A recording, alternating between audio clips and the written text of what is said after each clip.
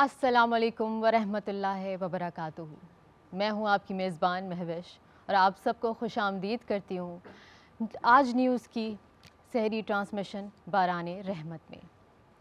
अल्हम्दुलिल्लाह हमारा पहला रोज़ा बखूबी हमने सर अंजाम दिया। बिल्कुल कुछ पता ही नहीं चला और ऐसे ही होता है कि जब रमज़ान आता है और कैसे वो चला जाता है कुछ पता नहीं लगता। आज है रमज़ान का पहला जुम्मा और जुम्मे की एक अलग ही नूरानी कैफियत होती है। मसाजिद में रश बढ़ जाता है, खुतबात का एहतमाम किया जाता है। बच्चे जो ख्वाहिशमंद होते हैं कि वो रोज़ा रखें, वो स्पेशली जुम्मे का इंतखाब करते हैं रोज़ा कुशाई के लिए। तो हम भी रमज़ान की रौनकों का और जुम्मे की रौनकों का आगाज़ करते हैं अपनी सहरी ट्रांसमिशन से। तो आज की सहरी ट्रांसमिशन का जो मौजू है वो है इस्लाह माशरा। इस्लाह का जो लफ्ज़ है वो आज के ज़माने में तीर की तरह से लगता है और शायद उसकी एक वजह ये है कि इस्लाह का तरीका ठीक नहीं है।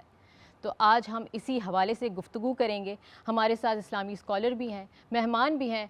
नात और तिलावत कलाम पाक का सिलसिला भी जारी रहेगा और साथ ही साथ महफ़िल कव्वाली भी होगी। ट्रांसमिशन का हम बाकायदा आगाज़ करेंगे, कहीं मत जाइएगा। अब लेते हैं एक छोटा सा ब्रेक के बाद फिर आते हैं। बाराने रहमत सहरी ट्रांसमिशन में एक दफ़ा फिर खुशामदीद।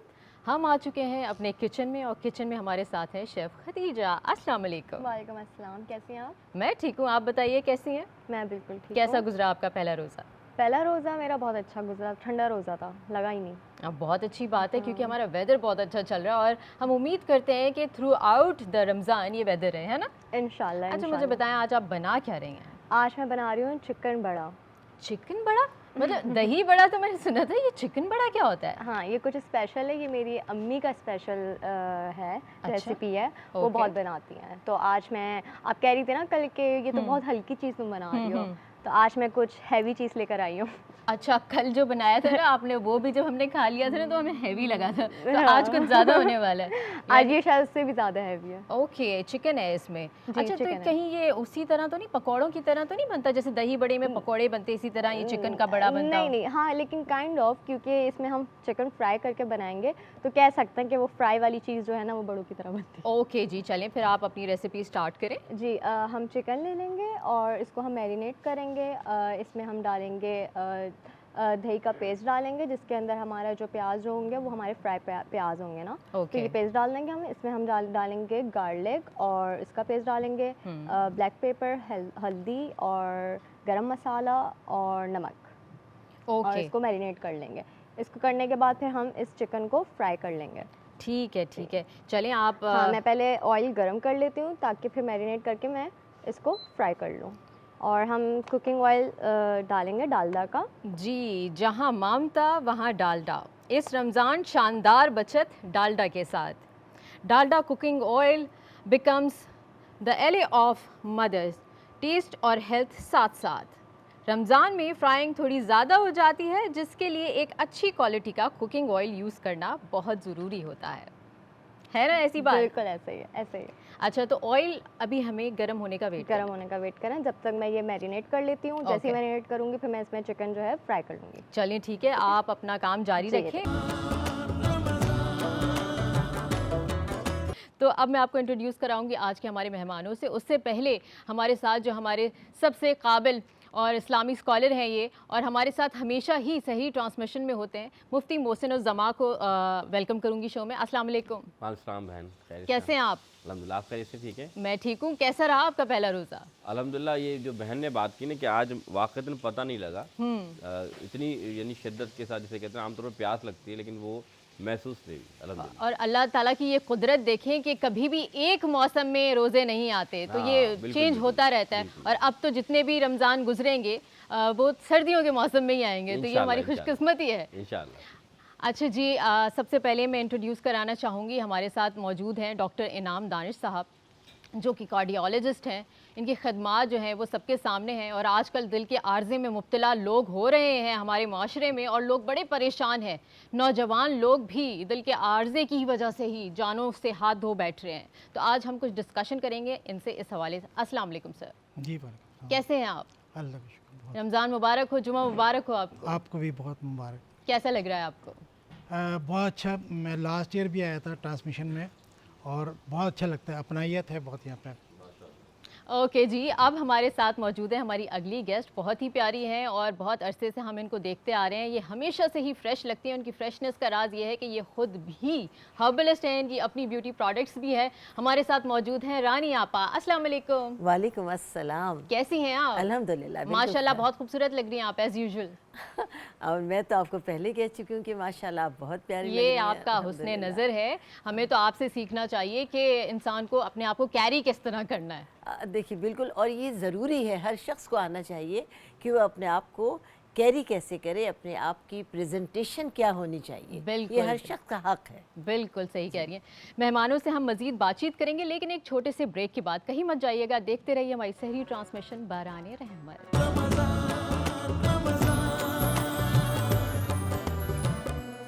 रमज़ान का महीना हमें सिखाए इंसानियत की पहचान, एहतराम, ईमानदारी और इखलाक से भर दे हर मकान। बाराने रहमत में एक दफ़ा फिर खुश आमदीद। मेहमान हमारे साथ मौजूद हैं और सबसे पहले मैं रानी आपा से एक बात पूछने वाली हूँ, वो ये कि रोज़ेदार जो होते हैं जब वो कम खाना खाते हैं तो अक्सर जो ख़वातीन हैं वो परेशान हो जाती हैं कि उनके चेहरे की जो रौनक है वो ख़त्म हो गई है, तो उसको मैनेज करने के लिए क्या किया जाए? हाँ बिल्कुल, देखिए रमज़ान अल्लाह ताला ने बड़ा ही मुबारक महीना बनाया है। इस महीने में ख़ास तौर से पूरी ज़िम्मेदारी किचन की ख़वातीन पर होती है, तो इसमें सुबह शाम उनको अगर जो बच्चों का रोज़ा नहीं है उन्हें भी देखना है, अपने शौहर को भी देखना है, अपने घर को भी देखना है, अफ्तार यानी पूरा दिन बिज़ी है, बहुत टाइट शेड्यूल, और इबादत तो लाजमी जुज़ है। तो इस मौके पर ख़वातीन की स्किन तरह सी इफ़ेक्टेड हो जाती है, यानी लूज़ हो जाती है, झाइयाँ पड़ जाती हैं, चेहरा एकदम ढल हो जाता है, और कुछ ख़वातीन का चेहरा मुरझा भी जाता है बिल्कुल। तो उसके लिए बहुत आसान सी एक रेमेडी कि थोड़े से 1 से 2 टेबल स्पून चावल लेकर खुश्क उसका पाउडर बिल्कुल फ़ाइन सा बनाकर अपने पास रख लीजिए, और बादाम जो हम बादाम पिस्ते जो होते हैं उसमें से बादाम लेकर, जितने आपने चावल लिए हैं इतने ही आप बादाम लेकर पीस कर अलग-अलग पाउडर बनाकर रख लीजिए। अब करना आपको ये है कि हर रोज़ जिस वक्त भी दिन में आपको टाइम मिले, आप आधा टीस्पून बादाम के पाउडर का ले लीजिए और आधा टीस्पून पिसे हुए चावल ले लीजिए, और इसके अंदर आप तकरीबन क्वार्टर टीस्पून या 2 पिंच हल्दी के, ये लाजमी है, ये तीनों चीज़ें मिलाकर और इसमें दूध डालकर इसका पेस्ट बनाएं। बहुत ऐसा पेस्ट बनाएं बन जाएगा ये। बिल्कुल एक पैक की तरह, क्रीम की तरह फाइन बने, और उसके बाद आप लेकर अपने चेहरे पर तकरीबन 10 मिनट के लिए मास्क की तरह लगा लीजिए। और याद रखें कि इसको पूरी तरह खुश्क ना होने दें, जब ये ड्राई होने लगे तब दूध ज़रा सा अपने हाथों पर लगाएं और इससे हल्के हल्के मसाज करें अपने चेहरे का, चेहरे से लेके गर्दन तक। ये तकरीबन 15 मिनट का प्रोसीजर है, और डेली ऐसा करने से ईद के दिन 30 रोज़ों की आपके चेहरे पर जो नूर आएगा, और एक अलहदा से जो रेमेडी करेंगी जो नूर आएगा, आप यकीन करें कि आप खुद अपने आप को नहीं पहचान पाएंगे। अच्छा, चलें ये मैं ट्राई करके देखूंगी। और ये उसकी तरह भी है ना जैसे स्क्रब करते हैं आप? जी, यानी ये देखिए स्क्रब में कुछ हल्का सा दाना होता है कि वो आपके चेहरे पर स्क्रबिंग करे, यानी इट मीन्स थोड़ा खुरदुरा हो। ये एक फाइन क्रीम है, ये एक फाइन क्रीम होगी जो आपके चेहरे को बिल्कुल स्टेबल कर देगी, बहुत फ्लॉलेस कर देगी आपकी स्किन। अच्छा, आप राइस वाटर का भी बड़ा ट्रेंड निकला था और हर ब्रांड जो था वो अपना राइस वाटर का टोनर बना रहा था, तो आपने भी कुछ ऐसी प्रोडक्ट बनाई है? अब बिल्कुल, राइस वाटर तो हमारे यहाँ तो वैसे ही बनता है, इसको सीरम कहा जाता है, और चूँकि हमारा ब्रांड नेम भी चेंज हो गया है, हर्बल क्वीन हो गया, तो इसमें हमने नए नाम के साथ हर्बल क्वीन के साथ दिया हुआ है। बहुत माशाल्लाह फ़ायदेमंद है, और इस बात को कभी भी इग्नोर ना करें कि चावल जो स्किन के लिए जो काम करते हैं, यानी टॉपिकली उसकी इफादियत बहुत ज़्यादा है। ओके डॉक्टर साहब से मैं सवाल करूंगी कि जिस तरह से मैंने इंट्रोडक्शन में भी बताया था, और ये बात अब बहुत ज़्यादा परेशान कौन है हमारे माशरे में कि यंगस्टर्स को भी दिल के अमराज हो रहे हैं, तो इस चीज़ से बचने के लिए या इसकी रीज़न क्या है ये मुझे बताइए। देखिए, मैं आज का एक वाक़या आपको बताता हूँ। मेरे पास एक पेशेंट 24 ईयर्स, सिर्फ 24 साल बच्चे की एज थी, और वो चेस्ट पेन के साथ आया। ईसीजी में हार्ट अटैक था उनको। तो जब उनके फादर को बताया तो वो यकीन नहीं कर रहे थे कि इतनी यंग एज में कैसे हो सकता है। उन्होंने कहा नहीं डॉक्टर साहब, बस हल्का सा पेन हुआ है और हम सिर्फ दिखाने के लिए आए हैं। जब उनको बताया कि ऐसा नहीं है, ये एक हार्ट अटैक है, और फिर पूछा कि स्मोकिंग करता है बच्चा, तो कहने नहीं ओकेजनल करता है, ओके। यानी कि छुपाते भी हैं बार। तो ये कहने का मतलब है कि 24 साल की उम्र में उसको हार्ट अटैक हो तो गया। डॉक्टर साहब मुझे ये बताएं, वो क्या ओवरवेट था, क्या नहीं। कुछ ऐसे ज़ाहिरी अलामात थी? इतने यंग एज के अंदर दो ही रीज़न है, या तो कोलेस्ट्रॉल ज़्यादा हो या स्मोकिंग है। ओके। तो 40 साल से कम उम्र के लोगों में अमूमन दो रीज़न है, या तो कोलेस्ट्रॉल ज़्यादा होगा, आमतौर पे हमारी डाइटरी हैबिट इतनी ऐसी हो गई हैं कि बच्चे वेजिटेबल फ्रूट्स तो बहुत कम लेते हैं, बिल्कुल। बाकी फूड जो है उसका ट्रेंड ज़्यादा है। तो फूड का ट्रेंड चेंज हो गया है, अब जो है बाहर से ऑन लाइन पे बच्चे मंगवा लेते हैं। और स्मोकिंग का तो इतना हो गया है कि कुछ ज़्यादा ही हो गया है। अब तो अफसोस की बात यह है कि पहले मीडिया में नहीं दिखाया जाता था, अभी तो ड्रामे ऐसे आ रहे हैं जिसमें ज़्यादा से ज़्यादा स्मोकिंग दिखाई जा रही है। मुझे समझ में नहीं आ रहा है कि ये क्या हो रहा है। नहीं, बहुत गलत बात है। और आज हम लोग जैसे इस्लाह माशरा के ऊपर ही बात करने वाले हैं, तो आप कोई पैगाम देना चाहेंगे हमारे यंगस्टर्स को कि बीइंग अ डॉक्टर आप कितने केसेस डेली बेसिस पे देख रहे हैं और नौजवान नस्ल को इसका कितना नुकसान हो रहा है, स्पेशली ये स्मोकिंग का? देखिए, रमज़ान के पॉइंट ऑफ व्यू से मैं ये कहता हूँ कि अल्लाह ताला फरमाते हैं कि अपने आप को हलाकत में नहीं डालो, यानी कि अपनी जान की, अपनी सेहत की हिफाजत करनी है। तो हम रमज़ान में क्या करते हैं कि अल्लाह ताला से एक कमिटमेंट कर लेते हैं कि सहर से अफ्तार तक ना कुछ खाएंगे, ना पिएंगे, ना स्मोकिंग करेंगे। इसका मतलब ये है कि एक विल पावर ज़रूर है, इंसान को अल्लाह ताला ने एक इख्तियार दिया है और वो इख्तियार को अप्लाई करता है रमज़ान के अंदर कि हाँ मैं सहर से अफ्तार तक जो है स्मोकिंग नहीं करूँगा। तो इसका मतलब ये है कि उसकी इतनी पावर है कि वो स्मोकिंग को छोड़ सकता है जब रमज़ान के रोज़े के अंदर वो कंट्रोल कर सकता है। अच्छा, इसी तरह घर की भी है कि घर के का भी एक प्रेशर होता है कि बच्चे को अगर आप समझाएं प्यार से कि भाई स्मोकिंग ना करें, तो हो सकता है वो कुछ कम। लोग भी इग्नोर करते हैं, सोचते हैं कि आजकल का ट्रेंड है। तो मेरा ख्याल है कि घर वालों को भी इस पर और तवज्जो एक और देनी चाहिए। चीज़ ये है कि लोग ये समझते हैं कि अभी तो स्मोकिंग स्टार्ट की है, अभी थोड़ी कुछ होगा, जब मैं बूढ़ा हो जाऊंगा शायद तब मुझे कुछ नुकसान पहुंचे, लेकिन ऐसा नहीं होता। तो उनके फादर ने यही कहा कि मैं भी स्मोकिंग करता हूँ, मुझे तो कुछ नहीं हुआ। ये यानी कि कॉन्सेप्ट बहुत हाँ, गलत है। उन्होंने कहा भी मैं इनका फादर हूँ, इतना बड़ा हूँ, मुझे तो कुछ नहीं हुआ, इसी को क्यों हुआ है। आजकल ज़िंदगी का कोई भरोसा नहीं है, किसी भी एज का इंसान हो, कुछ भी हो रहा है, चाहे वो किसी किस्म की भी बीमारी हो, कोई भी बहाना बन रहा है। अच्छा मुफ्ती साहब, मुझे ये बताइए कि इस्लाह माशरा की अगर हम बात करें तो इस्लामी तालीमात में भी कभी भी इस्लाह के लिए किसी की दिल आज़ारी का हुक्म नहीं दिया गया, इस्लाह का भी तरीक़ेकार है। तो इस्लाम की रूह से इस्लाह का क्या तरीक़ेकार है? क़ाल ताला फ़िल क़ुरानिल मजीद कुन्तुम खैरा उम्मतिन उख़रिजत लिन्नास तअमुरूना बिल मारूफ़ व तनहौना अनिल मुनकर आमनतु बिल्लाहि सदक़ल्लाहुल अज़ीम। तमाम तारीफ़ें अल्लाह रब्बुल इज़्ज़त के लिए जो कि खालिक़ कायनात है, और लाखों दुरूद व सलाम मेरे आका हज़रत मोहम्मद सल्लल्लाहु अलैहि वसल्लम की ज़ात पर जो अल्लाह के महबूब और ख़ातमुन नबीयीन है। बहन आपने बहुत अच्छा सवाल किया कि इस्लाह माशरा में इस्लाम जो है उसने क्या तरीक़ेकार बयान फरमाया। तो सबसे पहले मैंने जो आपके सामने कुरान पाक की आयत बयान फरमाई, अल्लाह फरमा रहा है तुम बेहतरीन उम्मत हो, तुम लाए गए हो किस लिए? नेकी का हुक्म देने के लिए और बुराई से रोकने के लिए। यानी मालूम ये चला, ये आयत सूरह आल इमरान की जो आयत है ये हमें बता रही है कि ये जो उम्मत है, जो अल्लाह के रसूल सल्लल्लाहु अलैहि वसल्लम की उम्मत है, इसका एक मकसद है कि जहाँ ये मौजूद हो इसका काम ये है कि वो नेकियों को फैलाए और बुराइयों को रोके। तो ये मालूम चला कि ये तो उम्मत के ऊपर ये इसकी ड्यूटी है, जिम्मेदारी है। अब आते हैं कैसे किया जाए। आइए हुजूर की सीरत से हम देखते हैं। अल्लाह के रसूल के पास एक माँ अपने बच्चे को लाती है और कहती है या रसूलल्लाह ये गुड़ या मीठा बहुत खाता है, या रसूलल्लाह से मना फरमाइए। हुजूर सल्लल्लाहु अलैहि वसल्लम ने फरमाया आप कल इसे लेकर आना। जब दोबारा कल वो जो है खातून अपने बेटे को लेकर आई तो हुजूर ने फरमाया बेटा मीठा ज़्यादा मत खाइए, या गुड़ ज़्यादा मत खाइए, ये आपके लिए बेहतर नहीं है। सहाबा कराम देख रहे थे, अर्ज़ की या रसूलल्लाह ये बात आप कल भी बयान फरमा सकते, आका आपने कल क्यों नहीं बयान फरमाया?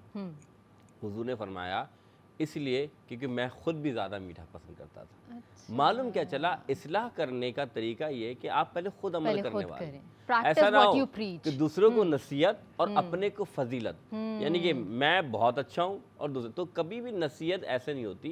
और दूसरा इस्लाह का तरीका ये नहीं कि आप सबके सामने किसी शख्स की इज़्ज़त नफ्स को मजरू करें, बल्कि इस्लाह का बेहतरीन तरीका ये है कि आप अकेले में इसकी इस्लाह करें और कोशिश ये की जाए कि ज़ुबान का जो इस्तेमाल है वो ऐसा किया जाए कि वो बंदा उस बात को पॉजिटिव वे में ले, ना कि नेगेटिव वे में ले, क्योंकि अल्लाह के और रसूल लफ्ज़ों का चुनाव भी बहुत ज़रूरी बिल्कुल, है, बिल्कुल। सही लफ्ज़ों का। देखिए हमारे दीन ने, हमारे मज़हब ने कितना प्यारा अंदाज फरमाया। अल्लाह के रसूल सल्लल्लाहु अलैहि वसल्लम अगर किसी की इस्लाह फरमाते तो अल्लाह का कलाम बयान फरमाते। अब मिसाल के तौर पर झूठ बोलना ये एक लानत है, तो इस वजह से हमें कोशिश करनी चाहिए कि अल्लाह उसके रसूल की सीरत पर अमल कर इस्लाह करनी चाहिए। जी बहुत शुक्रिया।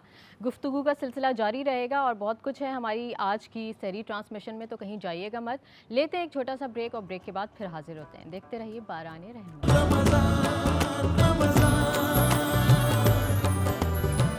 जुमा मुबारक everybody and welcome back to our sehri transmission बाराने रहमत। आपा को मैं ले आई हूँ किचन में, क्योंकि किचन में हमेशा हमारी जो शेफ़ खदीजा हैं इनको हेल्प की ज़रूरत होती है, ऐसा है? हाँ, हो जाती है कभी कभी। कितनी कभी क्यूट, हो कितनी जाती है। मासूम, कितनी पॉजिटिव इंसान है। मतलब इसने नहीं कहा कि नहीं ये सारा काम मैं ही कर रही होती हूँ, आप लोग सिर्फ फॉर्मेलिटी के लिए आ रहे हैं। अच्छा जी, आपा को मैं इसलिए लाई हूँ क्योंकि हमें कुछ टोटके चाहिए, क्योंकि जो यंगस्टर्स हैं ना, जब वो कुकिंग करने खड़े होते हैं, वैसे तो हम रेसिपीज़ देख लेते हैं, गूगल कर लेते हैं, पता चल जाता है, लेकिन जब बनाने बैठते हैं तो बड़ी मुश्किलात का सामना होता है। और सबसे बड़ी मुश्किल का सामना जो होता है ना, वो ये होता है कि पकाते टाइम हमारे पैन पे हमारा सालन चिपक जाता है, कबाब बनाने खड़े होते हैं कबाब चिपक जाते हैं, अंडे बनाने खड़े होते हैं वो भी चिपक जाते हैं। तो आप इसके लिए हम क्या करें? बिल्कुल, वाकई ये तो एक ऐसा मसला है जो सबके साथ हो सकता है, हमारे साथ भी हो सकता है। इसके लिए आसान तरीका ये है कि अगर किसी की कढ़ाई में ऐसा है कि उसके पकौड़े और शामी कबाब हर चीज़ चिपक रही है, या किसी के फ्राई पैन में ऐसा है, तो बिल्कुल परेशान ना हो। आप उसको अपने फ्राई पैन को या कढ़ाई को चूल्हे पर रख दें गर्म होने के लिए। उसके बाद एक प्याज लें, इसका जैसे ये है तो इसके लिए बड़ी प्याज लेंगे, उसके बीच में से 2 टुकड़े कर लेंगे। ओके। 2 टुकड़े करने के बाद आपकी कढ़ाई गर्म हो रही है, आप एक टुकड़ा लेंगी, ये कटा हुआ हिस्सा, और इसको अपने तवे पर गरम गरम अच्छा, जैसे ग्रीस कर लेते हैं पैन को, इस तरह हमने अनियन से यानी प्याज से ग्रीस कर लेना है। और आंच धीमी रखेगी कि हल्की हल्की आंच उसको लगती रहे। ऐसे करके अच्छी तरह से यानी कढ़ाई को आपने साफ कर दिया। उसके बाद आप ऑयल डालेंगी और तलना शुरू कर देंगी। अल्लाह के फजल से कुछ नहीं चिपकेगा। फ्राई पैन में भी बिल्कुल यही करेंगी कि आप उस पर चूल्हे पर रखेंगी और उसके बाद ऐसे ही एक प्याज लेकर और नीम गरम आंच है उसको लगती रहे। आप ऐसे करके अच्छी तरह किनारों पर उसके तले पर फेर देंगी और अल्लाह के फजल से ठीक हो जाएगा। ओके, ये बहुत काम की बात है। मैं हमेशा इस चीज़ के लिए परेशान रहती थी, ये परेशानी आपने दूर कर दी है। एक और टोटका मैं आपसे पूछने वाली हूँ, लेकिन उससे पहले हम शेफ़ खदीजा से पूछेंगे ये ड्रिंक्स के लिए आपने क्या बनाया आज? कौन सी ड्रिंक बनने वाली है? आज जो ड्रिंक है वो है स्ट्रॉबेरी मुजीतो। अच्छा, स्ट्रॉबेरी मोहितो बन रहा है भैया आज, क्योंकि आजकल स्ट्रॉबेरी का सीज़न है और अच्छी बात है, सीजनल फ्रूट्स को ही हमें यूटिलाइज करना चाहिए डेली रूटीन में। ऐसा है आप? ऐसा ही है, बहुत रिफ्रेशिंग होता है और सबको पसंद भी आती है। इसमें डालेगा क्या क्या? तो इसमें बहुत सिंपल और बहुत इजी है, बहुत आराम से कोई भी बना सकता है ना। इसमें हम ले लेंगे स्ट्रॉबेरी, बिल्कुल 3-4 स्ट्रॉबेरी एक कप में डाल देंगे। उसको बिल्कुल पीस सा लेंगे, ठीक है, क्योंकि स्ट्रॉबेरी की जो प्यूरी होती है उसमें बहुत फ्लेवर होता है ना, तो वो पेस्ट सा बना लेंगे। उसमें हम थोड़ा सा लेमन जूस डाल देंगे और मिंट लीव्स डाल देंगे। और फिर इसमें हम कोई भी मतलब सोडा डाल देंगे। Ready and that's it. या अच्छा, तो ये तो डाइजेशन में भी हेल्प करने वाली है आपा? बहुत ज़्यादा। और स्ट्रॉबेरीज आप जितनी बढ़ाते रहेंगे आपके लिए बहुत फ़ायदेमंद होगी, क्योंकि ये तो प्योर ब्लड है। अच्छा, तो स्ट्रॉबेरीज क्या फेस पे भी लगा सकते हैं इसका मास्क बना के? बिल्कुल, मास्क के अंदर आप शामिल कर सकते हैं, इससे बहुत ज़्यादा फ्रेशनेस आ जाती है। अक्सर मास्क जो सैलून में इस्तेमाल करते हैं उसमें अगर फ्रेश स्ट्रॉबेरी डाल लें, और फ्लेवर के लिए और इसकी स्मेल के लिए तो आपको पता है कि तमाम प्रोडक्ट में इस्तेमाल होता ही है। अच्छा खदीजा, ऐसा तो नहीं हो गया कि आपने हमारी आज की रेसिपी में ज़्यादा नमक डाल दिया? क्योंकि अगर डाल भी दिया है तो टेंशन की बात नहीं, हमारे पास आपा मौजूद है और ये हमें बताने वाली है कि हमें क्या करना चाहिए।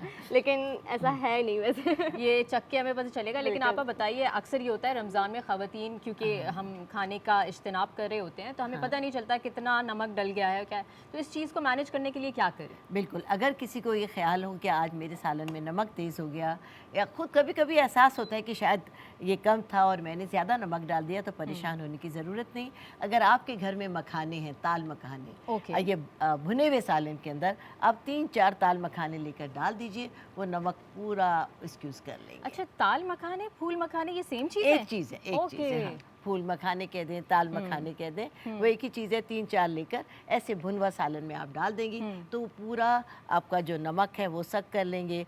कुछ लोगों के मिर्चें बहुत तेज़ हो जाती हैं, वो लोग परेशान हो जाते हैं, जिसमें नहारी है, पाए हैं, कुछ शोरबे वाले सालन है, बिल्कुल परेशान होने की ज़रूरत नहीं है। ब्राउन प्याज हर घर में होती है, हर घर में इस्तेमाल होती है। अगर आपको महसूस हो कि मिर्चें तेज़ हो गई, थोड़ी सी ब्राउन प्याज ले लें, उसको बिल्कुल अच्छे तरीके से आप मैश कर लीजिए, बिल्कुल बारीक फाइन सा पाउडर बना के उसके ऊपर डाल दीजिए। अल्लाह के फजल से सारी मिर्चें ख़त्म हो जाएंगी और आपको खाना बहुत और टेस्ट में दुबाला हो जाएगा। काश ये रेमेडी हम इंसानों के लिए भी यूज़ कर सकते हैं जिन्हें मिर्चें बहुत लगती हैं। खैर, गुफ्तगू का सिलसिला जारी रहेगा, यहाँ लेते हैं एक छोटा सा ब्रेक, कहीं मत जाइएगा, देखते रहिए हमारी सहरी ट्रांसमिशन बाराने रहमत।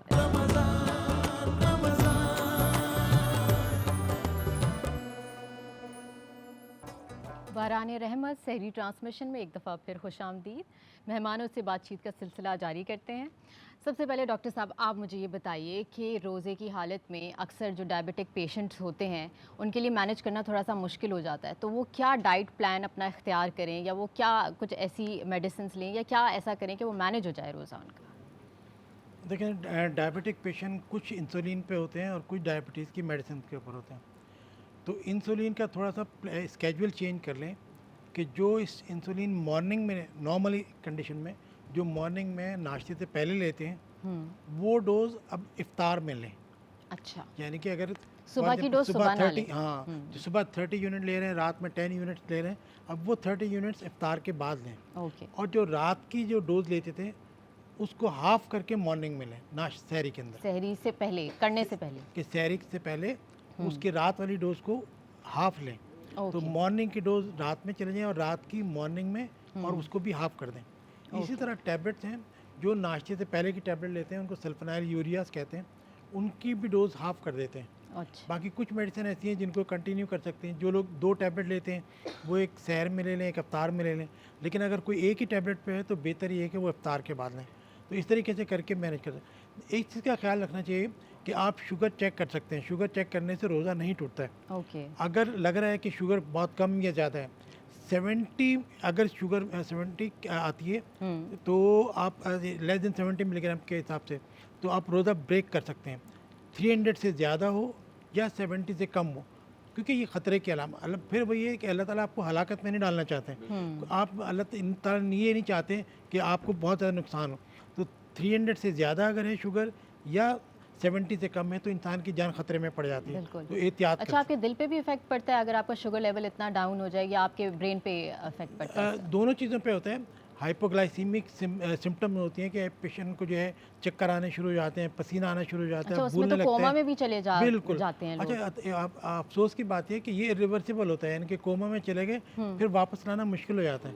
तो शुगर का हाई होना महीनों में, सालों में नुकसानदेह है, लेकिन शुगर का लो होना वो मिनटों का काम है। तो इसलिए लो ना होने दें शुगर। अगर थोड़ी बहुत ज़्यादा भी रहे तो कुछ इतनी मसला नहीं है। अच्छा, कोई अगर डायबिटिक पेशेंट नहीं है और उसका शुगर लेवल इतना लो हुआ है कि वो कोमा में चला गया है, तो उसकी क्या रीज़न हो सकती है? वो तो सिर्फ ये है कि उसने गलती से कोई मेडिसिन ले ली है, शुगर की मेडिसिन ली, उसने ले ली है या उसको किसी ने दे दी है। ओके। देखें, जब हम हाउस जॉब कर रहे थे तो एक पेशेंट ने, ओल्ड एज का पेशेंट था, उसने मेरा हाथ पकड़ लिया और छोड़ने ही नहीं रहे। मैंने नर्स को बुलाया, मैंने कहा देखिए ये क्या कर रहे हैं। तो उसने बताया कि बाबा ने बेड चेंज किया फ़ैन की वजह से, कि उन्हें वहाँ पे गर्मी लग रही थी, वो यहाँ पे आ गए।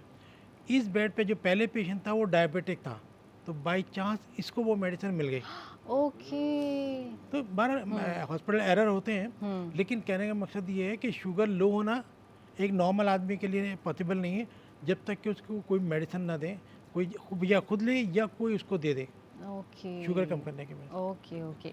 चलें, इस पे हम मज़ीद बात करेंगे, लेकिन मैं मुफ्ती साहब से एक सवाल जो कि बहुत ही इंपॉर्टेंट है वो करना चाहूँगी आज के ही मौजू के हवाले से। वो ये कि अंबिया कराम जो हैं वो किस तरीके से इस्लाह का पैगाम देते थे?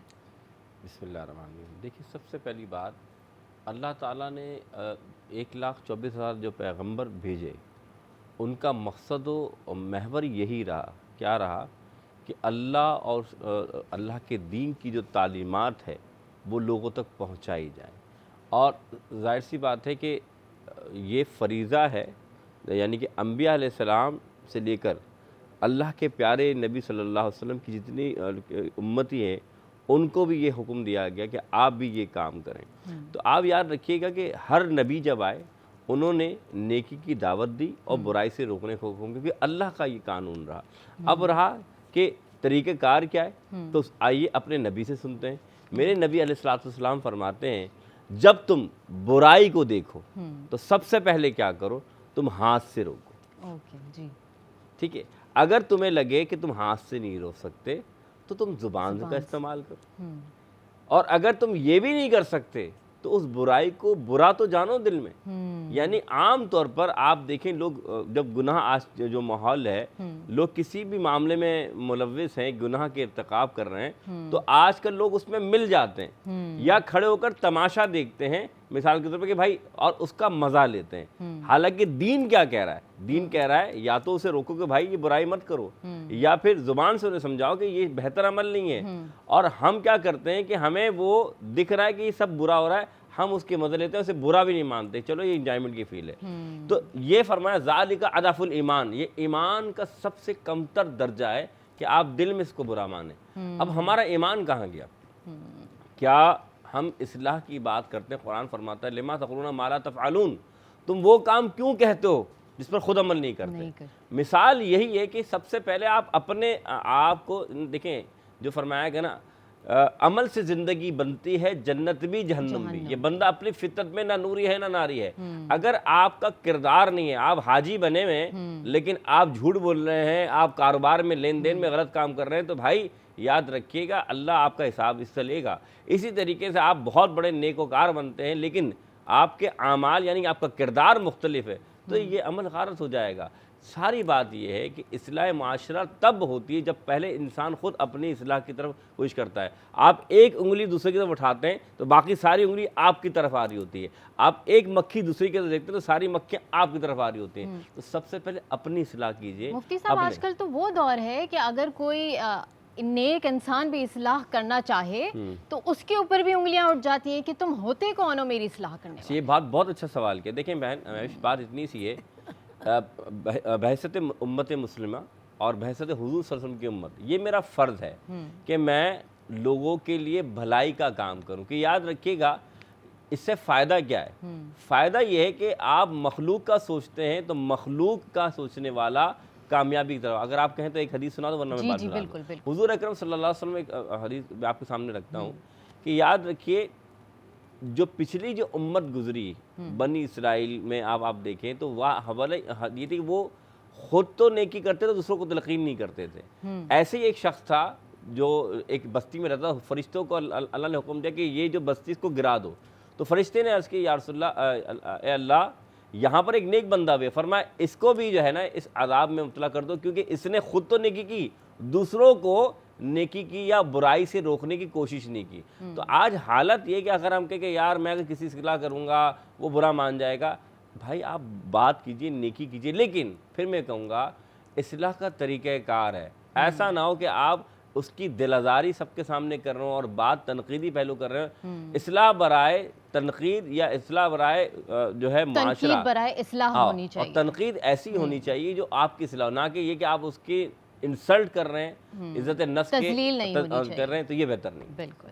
अच्छा आपास, मुझे ये बताइए कि रमज़ान के रोज़े तो रख लेते हैं हम, लेकिन अक्सर लोगों से भूख बर्दाश्त नहीं होती, तो भूख को कैसे बर्दाश्त किया जाए? हाँ होता ही है कि माशाल्लाह जब सहरी होती है, कुछ लोगों को ऐसा होता है कि बिल्कुल रोज़ा बहुत ज़्यादा महसूस होता है कि सुबह जैसे ही वो सोकर उठते हैं तो अच्छा मैं आपको बताऊं कि मैं ये मिसाल किसी दूसरे पर नहीं दूंगी, अपने लिए दूंगी। मैं बताऊं कि जब हमने रोज़े रखना शुरू किए, छोटे थे, तो मैं जब स्कूल से आती थी मुझे इतनी भूख लगती थी, मैं आते ही लेट जाती थी। मेरी अम्मी कहती थी बेटा नमाज पढ़ो, पहले ज़ोहर पढ़ो, यानी मेरे अपने पर। मैं कहती अम्मी मुझे बहुत भूख लग रही है, अम्मी मुझे बहुत भूख लग रही है। मैं अपनी अम्मी की बात बताऊँ, मेरी अम्मी ने मेरी अम्मी ने कहा अच्छा, वो मेरा रोज़ा गुजर गया। उसके बाद मेरी अम्मी, जब मैं रात को सहरी रात को जब सहरी के लिए उठे, अम्मी ने कुछ नहीं कहा, रोज़ा अफ्तार किया। सबके बच्चे थे, लक्कड़ हज़म, पत्थर हज़म, बहुत एहतियात करनी चाहिए। उस वक्त बच्चे थे, अब अपनी ज़िंदगी पे गौर करते। तो मेरी अम्मी ने मुझे रात को जब हमने सहरी के लिए उठे तो अम्मी ने कहा रुक जाओ, वज़ू करके आओ। फिर मेरी अम्मी ने मुझे आधा गिलास दूध का दिया और वो गाढ़ा गाढ़ा था। अच्छा, गाढ़ा गाढ़ा था और अम्मी ने कहा कि ये पी लो। मैंने कहा अम्मी तो गाढ़ा पिया नहीं जा रहा। मैंने कहा चमचे से लेके उसे अच्छी तरह खा लो और इसके बाद मुंह साफ करने के लिए एक घूंट पी लो। और मैंने नमाज़ पढ़ ली जल्दी से तहज्जुद के पे, हमने अपनी सहरी की और अगले दिन मुझे भूख नहीं लगी पूरे दिन। और मैं अम्मी ने, जब मैं स्कूल से आई अगले दिन, अम्मी ने फिर पूछा कि बेटा आज भूख लग रही? मैंने कहा नहीं अम्मी मुझे नहीं लग रही। तो आज तो अल्लाह का शुक्र है भूख नहीं लगी। फिर अम्मी ने मुझे बताया कि उस दिन कि बेटा तुम कभी भी, तुम में से अपने, मेरे और बहन भाइयों सबसे कहा कि अगर तुम में से किसी को भूख ज़्यादा लगती है तो बेटे बिल्कुल इसमें परेशानी की बात नहीं है, मैंने तुम्हें दूध में इसबगोल मिलाकर दिया था। अच्छा, यही मैं सोच रही थी इतनी देर से कि ये दूध में मलाई थी जो ये गाढ़ा था। अम्मी अच्छा, ने इसबगोल कहा कि था बेटा दूध के जब भी अंदर। ऐसा हो किसी को भी, अपने मेरे सारे बहन भाइयों को, हमारी ज्वाइंट फैमिली थी, चचा ताया वगैरह सब साथ, तो अम्मी ने कहा जिसको ज़्यादा भूख लगती है वो मतलब अपनी देवरानी जिठानी से कहा बच्चों को ये खिलाओ। अच्छा, इसबगोल की टेंडेंसी होती है ना कि वो फूल जाता है, तो वो स्टमक को फिल कर देता होगा। हमने वो इसबगोल खा लिया, दूध पी लिया, उसके बाद नमाज पढ़ी और माशाल्लाह पूरी तरह सहरी करने के बाद सहरी अपने मामूल के मुताबिक की, लेकिन ऐड ऑन जब- कर दिया ये एक पोर्शन। और उसके बाद जब दिन में हमें पता चला कि जो इसबगोल था वो हमारे पेट में फूलता रहा, जिससे हमारे पेट का जो स्पेस था वो फूल रहा। ओके, और इतनी छोटी सी चीज़ थी, लेकिन अल्हम्दुलिल्लाह पूरा बचपन से लेके आज तक, अब मेरे बच्चों को अगर जिसको ज़्यादा भूख लगती है मैं उनके लिए हमेशा अपनी लेकिन टेबल आजकल पे के रखती बच्चों के हूँ। तो नखरे इतने हैं कि उन्हें अपनी मर्जी की ही चीज़ खानी होती है, चाहे आप जितना इंसिस्ट कर लें वो नहीं खाते। अल्हम्दुलिल्लाह हमारे अच्छा, बच्चे खा अल्लाह लेते का शुक्र। हैं। लेते हैं एक छोटा सा ब्रेक, कहीं मत जाइएगा, देखते रहिए हमारी सही ट्रांसमिशन बाराने रहमत।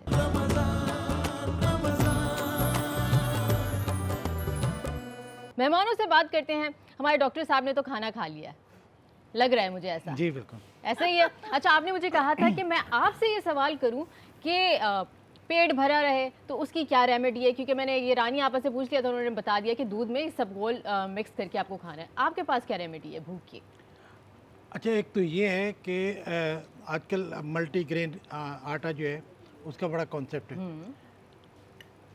गंदम और जौ के अंदर बहुत डिफरेंस है। जौ का आटा जो है उसमें एक तो शुगर बहुत कम होती है, अच्छा, और जो खासतौर पर डायबिटिक पेशेंट हैं उनको तो जौ का आटा ही लेना चाहिए, गंदम इस्तेमाल नहीं करनी चाहिए। ओके, दूसरे ये कि जौ से पेट भरा रहता है, अच्छा, तो अगर आप जौ का आटा इस्तेमाल करेंगे तो एक तो पेट भरा रहेगा, और दूसरे ये है कि शुगर भी कम होती है। ओके, सेकेंडली, जो हमारी भूख कम होती है वो प्रोटीन से होती है। यानी कि एक आप बॉयल एग ले लें या हाफ फ्राई जैसा भी लेना चाहिए। अंडा अगर एक सहरी में आप खाएंगे तो भूख कम लगेगी। यानी एक पोर्शन प्रोटीन का लाजमी है, हाँ, प्रोटीन से जो है हमारा स्टमक स्लो हो जाता है, क्योंकि हमारा उसकी डाइजेशन मेरे ख्याल से टाइम जो digestion, होती है वो थोड़ा हाँ। लंबा होता है। तो यही हाल फैट का है, जो इन्होंने कहा है जैसे कि मिल्क लिया है तो मिल्क में फैट होती है, तो फैट की वजह से डाइजेस्टिव सिस्टम स्लो हो जाता है। ये सब बोलते भी होता है, लेकिन मिल्क में चूंकि फैट होता है तो डाइजेस्टिव सिस्टम स्लो हो जाता है। ओके, तो आप या तो प्रोटीन लें या फैट लें या इस तरह आटा चेंज कर लें कि जौ का आटा लें। तो ये वो तमाम चीज़ें हैं जो अगर आप सहरी में यूज़ करें तो भूख लगने के चांसेस ज़रा कम हो जाए। अच्छा। एक और इम्पॉर्टेंट बात जी। बताता हूँ कि हमारी बॉडी में जब हम इनएक्टिव होते हैं तो भूख लगाने के हार्मोन निकलना शुरू हो जाते हैं। अच्छा, हाँ, यानी कि उनको अगर आपको कंट्रोल करना है कि भूख ज़्यादा ना लगे तो वॉक करें। ओके, अगर आप वॉक करते हैं, एक्सरसाइज करते हैं तो फिर आपकी भूख कम हो जाती है। ऐसे कैसे? मैंने तो सुना है कि जो ज्यादा नहीं, नहीं, एक्सरसाइज ऐसा कर रहे नहीं है, होते हैं उनको उल्टा। तो ज्यादा भूख लगती कि है। जो कुछ लोगों को बहुत ज़्यादा भूख लगती है वो अगर एक्सरसाइज शुरू कर देंगे तो ये भूख की आदत उनकी ख़त्म हो जाएगी। अच्छा, ये तो बहुत नई बात है वैसे, बिल्कुल। है ना?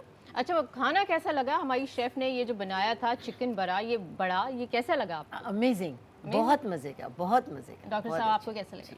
नहीं, मैं तो चूँकि लेस स्पाइसी लेता हूँ और ये खाना बहुत अच्छा, इसलिए मुझे लगा है कि लेस स्पाइसी है। ओके, और वैसे भी कम मिर्चों का खाना ही खाना बहुत चाहिए अच्छा, सहरी जी। में स्पेशली ना।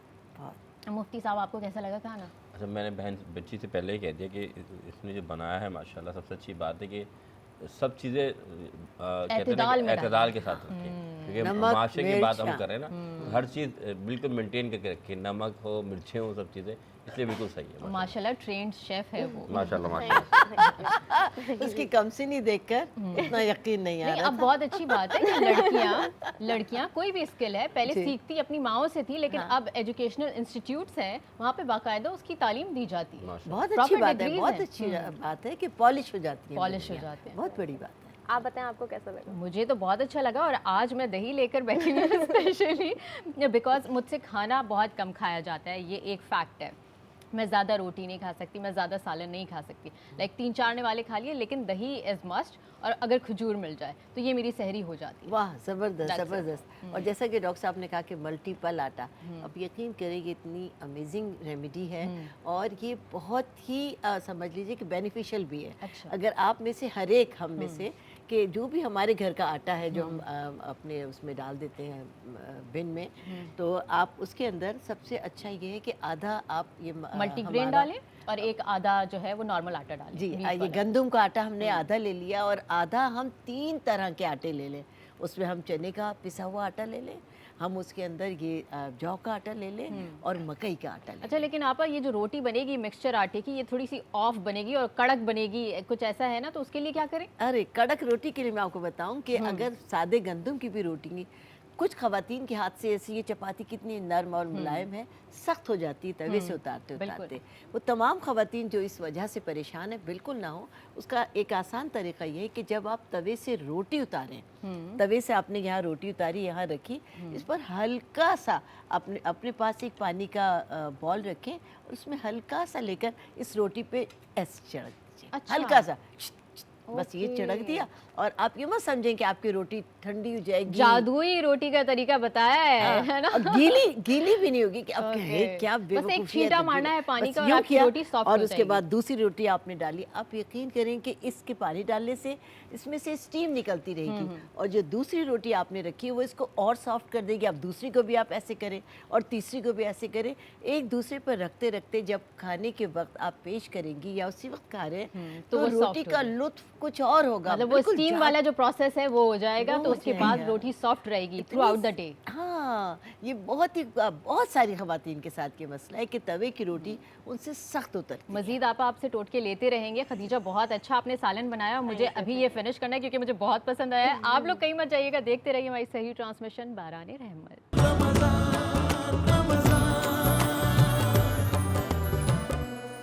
बाराने रहमत सहरी ट्रांसमिशन में एक दफ़ा फिर खुश आमदीद।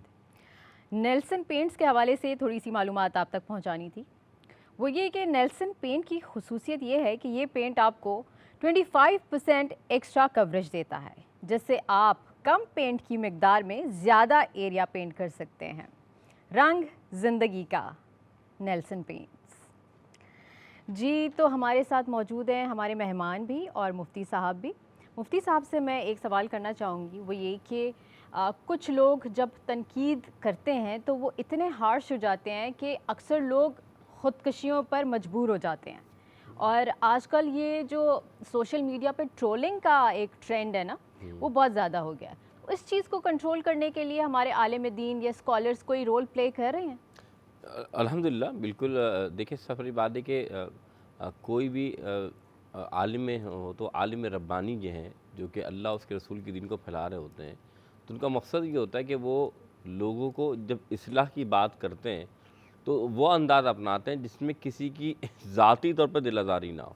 नंबर एक बात। फिर दूसरी बात, याद रखिएगा, इस्लाह की सबसे पहली चीज़ जो थी, ये ज़ुबान है ना, ज़ुबान, इसके बारे में आप सुन लीजिए। हुजूर फरमाते हैं कि ये ज़ुबान क्या है। हुजूर फरमाते हैं जब सुबह होती है तो तमाम आज़ा, हाथ, पैर, आँखें, कान और तमाम चीज़ें इस ज़ुबान के आगे हाथ जोड़ के खड़ी हो जाती हैं, और क्या कहती हैं कि ए ज़ुबान, अगर तू सीधी रहेगी तो हम सीधे रहेंगे, और अगर तू ख़राब हो जाएगी तो हम ख़राब हो जाएंगे। मालूम ये चला कि अगर आप किसी के बारे में तनकीद कर रहे हैं या कोई उसकी बात को आप नोटिस बार बार कर रहे हैं, तो याद रखिएगा कि अगर हुजूर अकरम सल्लल्लाहु अलैहि वसल्लम फरमाते हैं कि किसी के ऐब बयान करना गीबत है, यानी एक शख्स में वो ऐब मौजूद है और आप दूसरों के सामने गॉसिप कर रहे हैं, बयान कर रहे हैं, आप इस्लाह नहीं कर रहे, बल्कि आप उसके बारे में लोगों को बयान कर रहे हैं इसलिए कि भाई लोग उसको बुरा जाने या हुट करें। और गीबत तो कितना बड़ा गुनाह है। जी, तो हुजूर ने फरमाया जो गीबत करता है अपने मुर्दा भाई का गोश्त खाता है। बिल्कुल ऐसे तो ही। आम तौर पे लोग इस बात को आजकल ना इसको ट्रेंड बना लिया है कि चलो 4 बंदे मिलकर इस पर बात करें।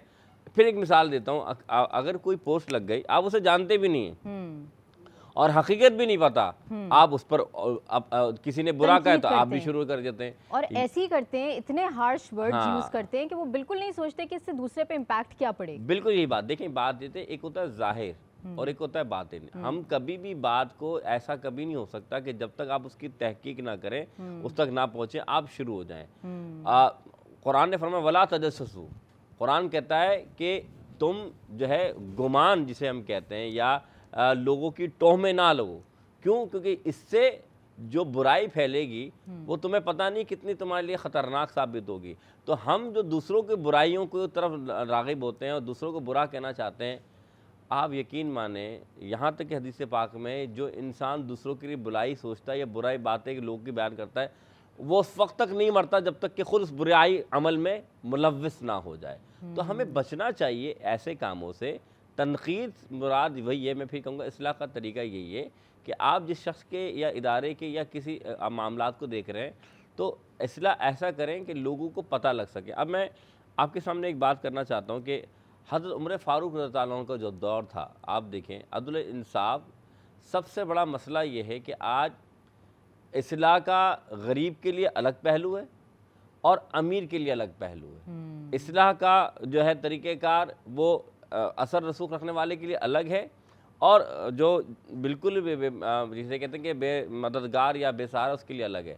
फिर एक और आज आप देखें, आपको याद होगा मेरी बहन कि आपकी वालदा या मेरी वालदा जब फजर होती थी तो उठाती थी और कहती थी बेटा उठ जाओ, फजर की नमाज़ पढ़ो और अल्लाह ताला रिज़्क़ देगा। बिल्कुल। आज की माँ क्या करती है, जब फजर की अज़ान होती है तो कहती है बेटा अब तो रख दो मोबाइल और अब तो रख दो फेसबुक और अब तो रख दो यूट्यूब, मौलवी साहब ने अज़ान दे दी, 2 घंटे बाद स्कूल जाना है। मामला ये है कि आज अमल मुख्तलिफ हो गए। जो हमने अपने बच्चों की तरबियत करनी थी, हम बात करते हैं इस्लाह की, तो हमें सबसे पहले उनको बताना है कि ज़िंदगी कैसे गुजारी जाए। रात सोने के लिए बनाइए, आज बच्चों का हाल क्या है।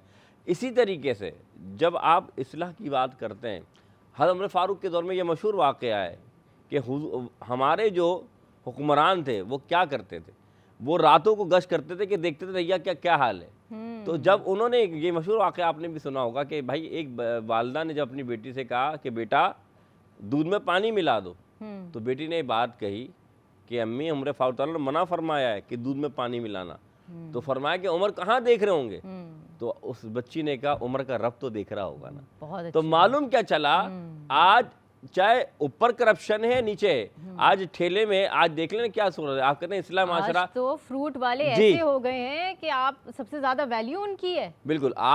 मैं आपसे बता रहा हूँ कि आप इस्लाम की बात करते हैं, ये बार एक वो बनाया हुआ है, जो बंदा 1 दर्जन केले लेके आता है वो 4 केले लेके आता है। क्यों? क्योंकि वो उनके अंदर दिल में हमदर्दी नहीं है। तो असल बात है इस्लाह नीचे से लेके ऊपर तक सबकी होगी, तब वो कामयाब होंगे, अदरवाइज माशरे में सुधार नहीं आ सकता। बिल्कुल सही कह रहे हैं आप।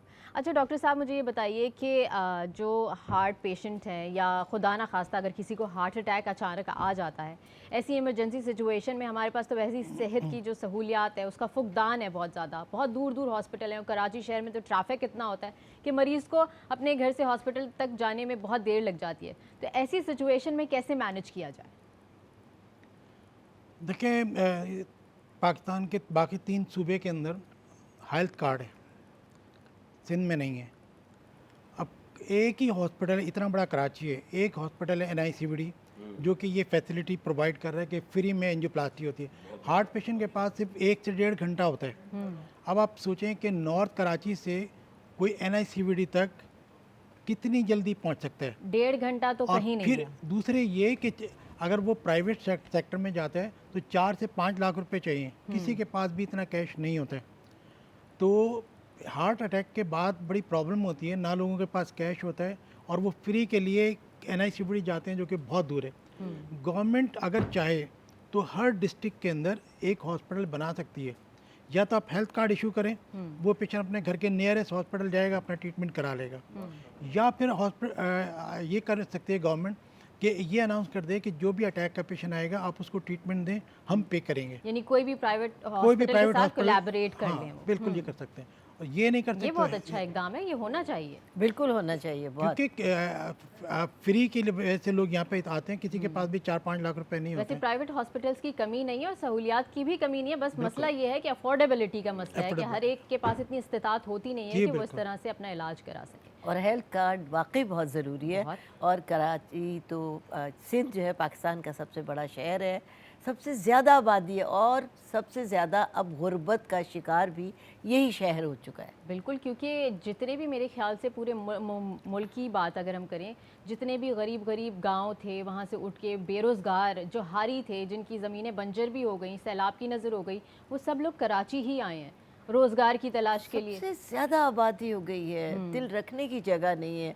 सेहत के मसाइल इसलिए और खड़े हो गए और महंगाई अबाम उरूज पर है। आप देखें कि कहाँ से कहाँ करे। एक आम आदमी अफोर्ड ही नहीं कर सकता कि वो अपने मन पसंद अफ्तारी करे या सहरी करे। ये महीना पूरा करना ही मुश्किल हो गया है। फ्रूट्स खाना एक समझे लग्जरी हो गया है। बिल्कुल, हम बहैसियत मुसलमान जैसे ही हमारे यहाँ कोई मजहबी त्यौहार आता है, आप देखिए कीमतें उरूज पर चढ़ जाती हैं, और ये हमेशा का है। और देखें दयार गैर में क्या होता है कि वो मुसलमानों के जो तरीके थे उन्होंने अडॉप्ट कर लिए कि वहाँ पे वो सेल लगा देते लगती हैं और बहुत भरपूर और अच्छी लगती हैं। बाकायदा लोग सेल्स का वेट करते हैं और उन्हीं दिनों में खरीदारियाँ करते हैं। और यहाँ तो आटे पर भी पैसे बढ़ गए रमज़ान में, बेसिक चीज़ों पे सब्सिडी देनी चाहिए। जबकि खैर आप मुझे ये बताइए कि आजकल एस्थेटिक ट्रीटमेंट्स का बड़ा ट्रेंड है, हर कोई इंजेक्शन, फिलर्स, बोटॉक्स करा रहा है जी। बाद में इसके साइड इफ़ेक्ट्स क्या हैं, या आपके पास ऐसे पेशेंट्स आते हैं जिनका कोई ना कोई साइड इफ़ेक्ट हो गया, स्किन पे कोई प्रॉब्लम हो गई इन सारी ट्रीटमेंट्स की वजह से? देखिए बेटा, कुदरती इलाज कुदरती होता है, क्योंकि आपने एक मिसाल है कि शुरू से एक कहावत है कि नया 9 दिन पुराना 100 दिन। अच्छा, तो जो लोग पुराने और ऑथेंटिक तरीके यूज़ कर रहे हैं वो आज भी उसी तरह खूबसूरत हैं, फ्रेश हैं, क्योंकि अच्छा खाना और अच्छा पहनना एक इंसान की पहचान है जब उसका ग़िज़ा भी अच्छी ले रहा है और अपनी स्किन की केयर कर रहा है। देखिए जो पुराना तरीका इलाज है, जैसे कि मैं हूँ हर्बल क्वीन, प्रोडक्ट हैं, क्रीम्स हैं, ऑयल्स हैं, वो सारे हर्बल के हैं, तो वो इफ़ेक्ट ज़रा स्लो करते हैं, लेकिन जो उसका रिज़ल्ट आता है वो हमेशा के लिए आता है। और ये जितने फिलर्स हैं, बोटॉक्स हैं, ये आपको ये टेम्परेरी ट्रीटमेंट्स हैं ना, 1 सेकंड में आपको बिल्कुल सही कर देंगे। लेकिन आपने इतनी बड़ी रकम दी और आप ये 2 मिनट में ट्रीटमेंट करा के आए, 3 महीने के लिए आपका ये ट्रीटमेंट है, 3 महीने के बाद आपका वही चेहरा।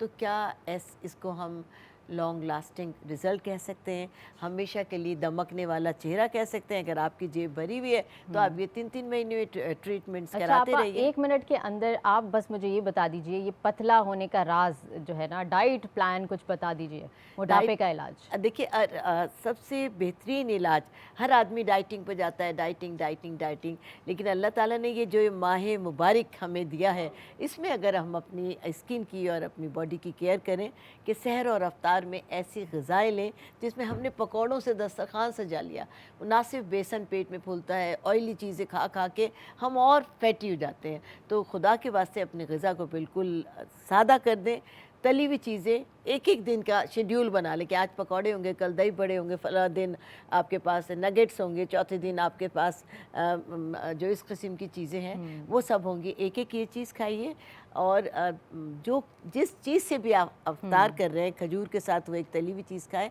उसके बाद खाना खाइए। अच्छा, खाना खाइए और खाने के बाद खाना भी एतदाल से खाइए, ज़्यादा ना खाइए कि एक ही दफ़ा का मौका मिला। बिल्कुल नॉर्मल अपनी ग़िज़ा रखें, चिकना कम खाइए और सहरी का जो वक्त है, आप इस वक्त आपका ये खाना आपके जिस्म जान का हिस्सा बनेगा।